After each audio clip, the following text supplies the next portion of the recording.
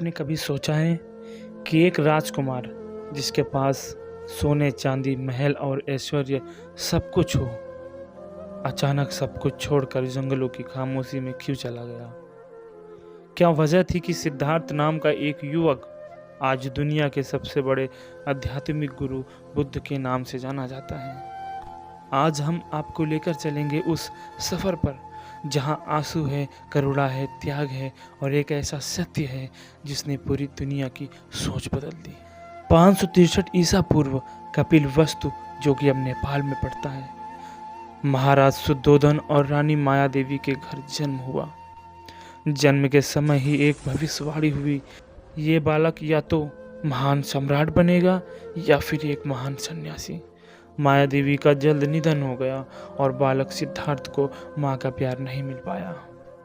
बचपन से ही सिद्धार्थ बहुत दयालु थे। एक बार उन्होंने देखा कि एक पक्षी शिकार के तीर से घायल होकर गिरा है। सब उसे मांसाहार समझ रहे थे, लेकिन सिद्धार्थ ने उसे अपनी गोद में उठा लिया। आंसू बहते हुए कहा, किसी का जीवन छीनकर कोई सुखी कैसे हो सकता है? 16 वर्ष की आयु में सिद्धार्थ का विवाह राजकुमारी यशोधरा से हुआ। उनका एक पुत्र हुआ, राहुल। महल में सब कुछ था, लेकिन सिद्धार्थ का मन शांति नहीं पा रहा था। एक दिन रथ पर घूमते हुए उन्होंने 4 दृश्य देखे। एक बूढ़ा आदमी, जीवन की नश्वरता। एक बीमार व्यक्ति, दुख और पीड़ा। एक मृत शरीर, जीवन का अंत जिसका। एक सन्यासी, वैराग्य और शांति। इन दृश्यों ने सिद्धार्थ की आत्मा को झकझोर दिया। एक रात जब सब सो रहे थे, सिद्धार्थ ने अपने पुत्र राहुल और पत्नी यशोधरा को अंतिम बार देखा। आंखों से आंसू बहे, लेकिन उन्होंने त्याग का निर्णय किया।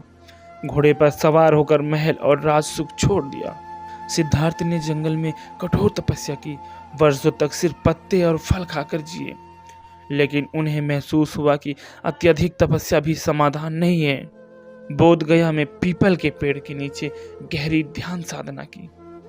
एक रात जब तारे आसमान से झर रहे थे, सिद्धार्थ को ज्ञान की प्राप्ति हुई। अब वे सिद्धार्थ नहीं रहे, वे बन गए गौतम बुद्ध। बुद्ध ने कहा, जीवन दुख है, दुख का कारण तृष्णा है, तृष्णा का अंत ही मोक्ष है, अष्टांगिक मार्ग ही मुक्ति का मार्ग है। उनके शब्द सुनकर हजारों लोग रो पड़े। उनकी आत्मा को शांति मिली। 80 वर्ष की आयु में बुद्ध ने कहा, संसार अनित्य है, सब नश्वर है। अंतिम क्षण में भी उनका चेहरा शांति से भरा हुआ था।